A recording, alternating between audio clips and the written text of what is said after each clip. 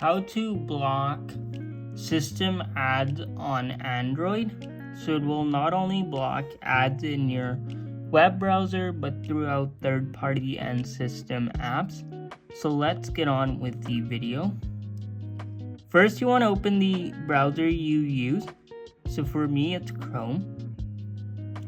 And you want to go to the link in the description, or basically adguard.com.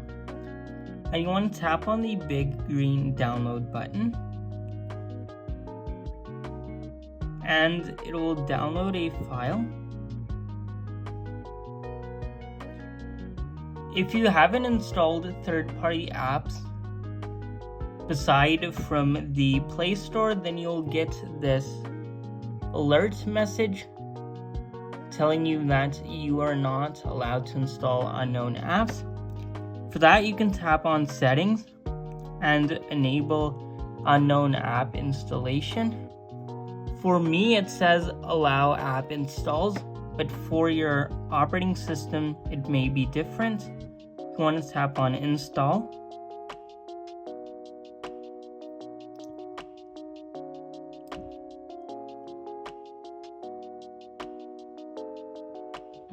And once AdGuard has installed, tap on the Open button to open AdGuard. Here you'll get an onboarding where I will accept their privacy policy. I will create a VPN, so I'll tap on OK.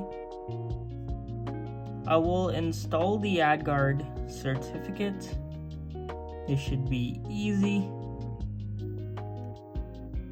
So it has been installed, and I will enable the VPN. I will tap on Start Surfing.